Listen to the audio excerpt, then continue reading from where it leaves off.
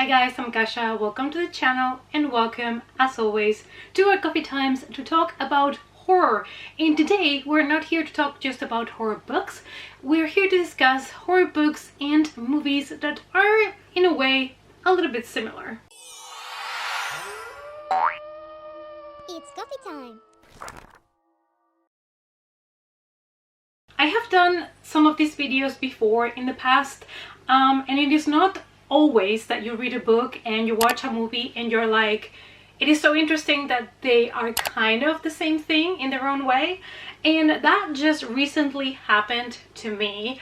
I finished reading Tender is the Flesh and then I watched a movie and I was like, I'm watching the same thing kind of back to back a little bit. So I just wanted to put together a list of some books and movies that are similar in one way or another. Of course, it's not really the same thing. It's not books that have been adapted into movies, but I feel like if you either loved the book or the movie, you would like the other. So here's a list of some of those things. So first, let's talk about the book that inspired this video, which is Tender is the Flesh by Agustina Basterrica.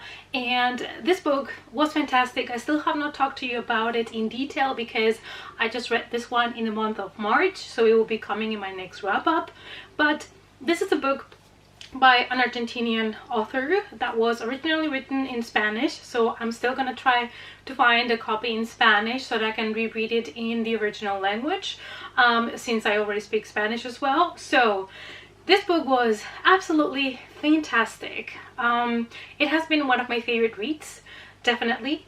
Probably gonna be on my favorite reads of 2022. I can already feel that. And this is a dystopian novel in which there is a virus that spreads amongst the animals, and so the humans are unable to consume any more animal flesh. So in order to survive, they create basically humans that are being just raised as cattle just for consumption. And there is these places, you know, where they go to be processed, to be made into food. And our main character works in one of these facilities, and he of course struggles and has the typical questions that you would have in such a situation. I really love this book because it made me question a lot of different things. I felt like it was not either black or white. I felt like we did get a little bit from every possible angle, which is something that I really appreciated. It was never boring. I was really engaged with the story. I was really captivated by it. It can get really disgusting at times. For me, it was alright. I feel maybe because, you know, I've seen and watched and read a lot of horror already. So if you are somebody that cannot stomach, you know, a lot of body horror, maybe this might not be for you, but if you can, I definitely recommend you to pick it up. So if you love the book, I would recommend you to check out a new movie that was just released on Hulu and that you can also find in some countries on Disney Plus, and that is Fresh. Now, there's not too much that I can tell you about this one without spoiling it for you, so I'm just gonna tell you, if you like the book, you will like this movie. It's not exactly the same theme or the same topic, but there is something about it that I feel like these two match really well together. So in the movie Fresh, we follow Noah. She is really frustrated with like modern dating and dating apps, and we see her going on dates that are absolutely horrible, and then she meets this guy at a supermarket and she has this meet cute moment and decides to give him a chance, and you know, they start kind of a relationship until he invites her to a weekend getaway. And once they get to this beautiful house to spend the weekend, things take a turn. That's all I'm gonna tell you because I feel like it's really important to go into this movie without knowing too much. All I can say is, if you loved Tender is the Flesh, please give this movie a chance. And if you have watched Fresh and loved it, maybe you would like to pick up the book Tender is the Flesh. Our next candidate here is folklore horror, and I have for you Cunningham Folk by Adam Neville. It's another book that I have recently read on my Kindle, so I do not have a physical copy, But that was such a great story about folklore horror and how a family, as it happens in horror movies, gets a new house that needs a little renovation, but the family is, you know, positive that they can invest their time and money into it and turn it into their perfect forever home. Plus the house is next to a wood, which is perfect for the dog and their daughter to, you know, get to play a lot on the outside and be together with nature. So the family is really excited at the beginning, but that is until they meet their neighbors. The neighbors are a little bit weird. They start to do weird things, and Tom is trying to figure out what is wrong with the neighbors, and he might start to discover things that are a little bit too dark for his taste, and the whole family is just gonna go on decline. I don't want to tell you much too more about it, because otherwise, as always, I feel like I will be spoiling it for you. But I can tell you that despite this story being a really slow burner for the first 40%, once it catches up, it has a really good payoff. And I thought it had a perfect combination between atmosphere and horror and blood. So you're gonna get something from all of those things of horror that we enjoy. So yeah, this is a book that I definitely recommend. Another great read that I had in 2022. And I feel like if you enjoyed Cunningham Folk, you might enjoy a movie that I feel like it's a little bit underrated. I understand that it is predictable and it's merging a lot of different subgenres of horror, and it might not be for everybody, but I'm talking about The Wretched. This movie came out in 2019 and I went to see it in the cinema and I really enjoyed it. And it's about this boy. He's very troubled and he's being sent to spend some time with his father to see if, you know, the father can kind of help him. And while he's spending the summer there at his father's place, he starts to notice that something weird is going on with the neighbors. So this movie, like I said, is combining a lot of different tropes and things that you might see coming, but I felt like they put a lot of effort when it comes to the horror, the atmosphere. There are some scenes that are really unsettling. It does have something to do with folklore horror, and I loved that they did not rely on jump scares. Thank you very much. So I feel like if you have not watched this movie, it is definitely worth your time. So if you've either watched the movie, please check out the book, and if you love the book, maybe you want to check out the film. The next book is a YA slasher, also another one of my favorites, and that is Clown in a Cornfield by Adam Caesar. And this one, it is about Queen and her father that, again, are looking for a new beginning. So they moved to this teeny tiny town called Kettle Springs, and they are like, let's get a new start, a fresh start here. And as always happens, it just goes wrong. The people in town seem to be divided. The older people seem to hold a grudge against the younger people and the other way around. And one day at a party close to the corn maze, like the cornfields, things start to get a little bit south and it becomes a bloodbath. So this was such a fun, fast-paced, action-packed slasher. Absolutely loved it. It's getting a sequel this year, so if you have not checked it out yet, definitely recommend it. And I'm gonna pair this one with a movie called Husk from 2011. This is kind of more of a B movie, so just keep that in mind if you go into it. This one doesn't have such a high budget as other films, and this one has a lot of amazing cornfield visuals, so it pairs up pretty well. And it's also a slasher. We follow a group of friends that of course get lost, have problems on the countryside. It is a very basic beginning of a slasher film, and they end up finding this farmhouse, and there seems to be something supernatural lurking, waiting for them to kill them one by one. You get the drill. It's just a slasher. It's just a fun time. Nothing else, but I thought these ones would pair really well since they're fun slashers that, you know, are based on cornfields. Moving on with another book that I really enjoyed, and that is Funland by Richard Lehman.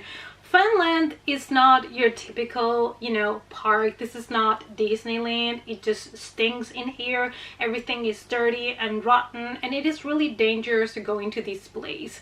We are in a small town by the sea where, you know, criminality is going a little bit over the top lately. There is just too many kills and too many fights, and the police is trying to keep it under control. On the one side we have teenagers, and on the other side we have the homeless people that seem to be kind of having, you know, a fight against each other. And so we kind of follow that plus the police investigation. There is a lot of characters in this book that you follow at the same time, so I don't know if that's gonna be for everybody, but I thought this was such a fun ride. See what I did there?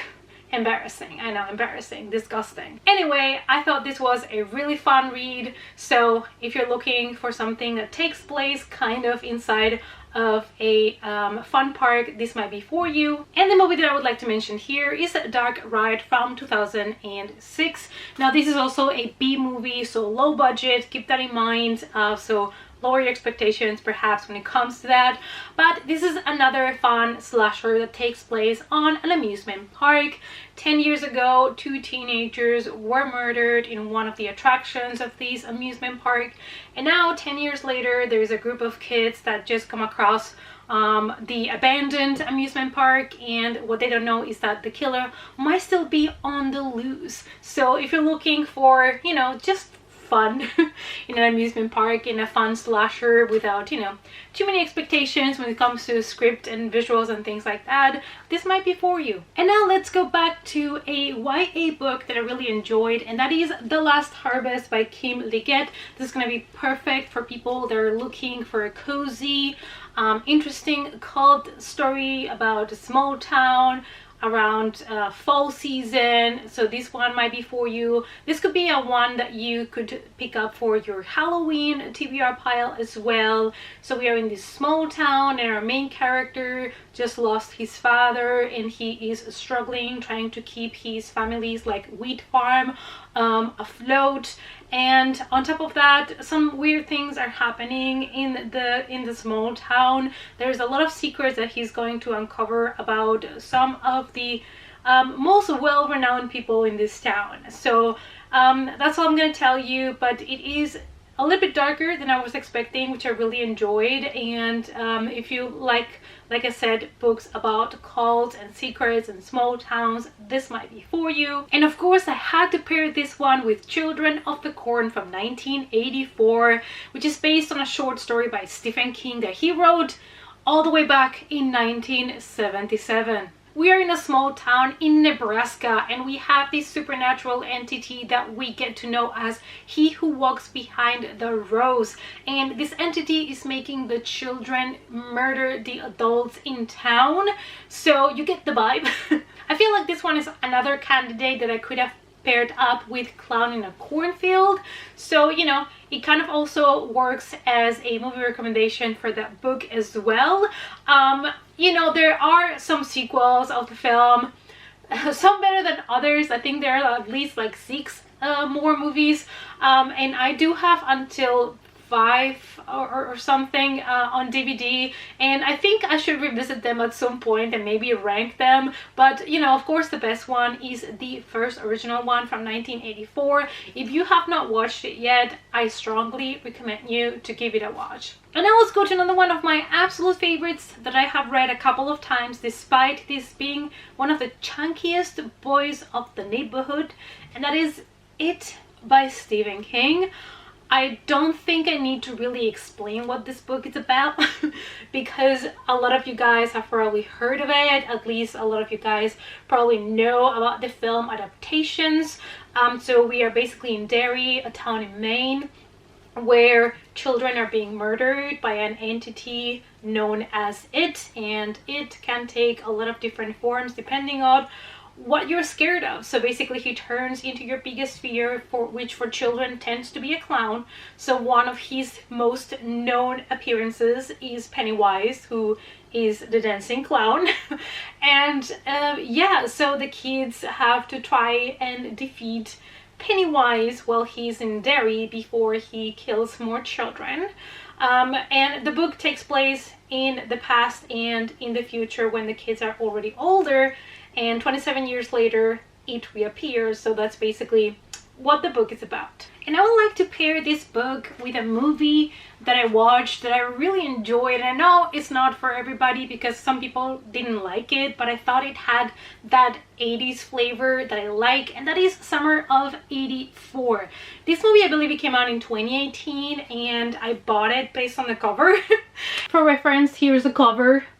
When I saw this, I'm like, I'm picking up this movie, even though I don't know what it's about and I have not watched it, but I had to pick it up. The premise is fairly simple. We have a group of friends, a group of kids that start suspecting that their police neighbor might be hiding something, that he might be involved in something kind of illegal.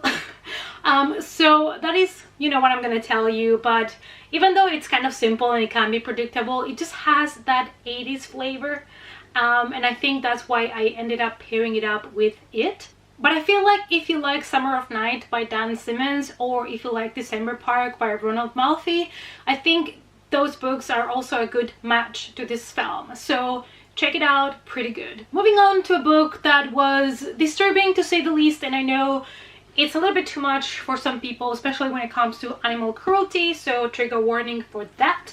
And that is The Troop by Nick Carter. So in this book, we follow some scouts that are entering the wilderness of Canada. Once a year, you know, the team leader takes some boys into the wilderness to an isolated little island to kind of teach them about nature and all of these things that scouts do. However, this time around, this year, is not going to be the perfect camping, because something happens while they're in the island, and there is some sort of parasite that arrives to the place, and things take a turn. Very disturbing, very disgusting, a lot of body horror, so just putting it out there for you guys. But even though I did not like or appreciated all the animal cruelty that a lot of times was completely unnecessary for the plot, or in order to keep the reader engaged or to explain anything at all, I still think this is a great story, great book, and I really like the writing, so I still really loved it, and I still recommend you guys to check it out, especially if you love body horror. And I would like to pair this book with a movie called The Beach House that came out in 2019.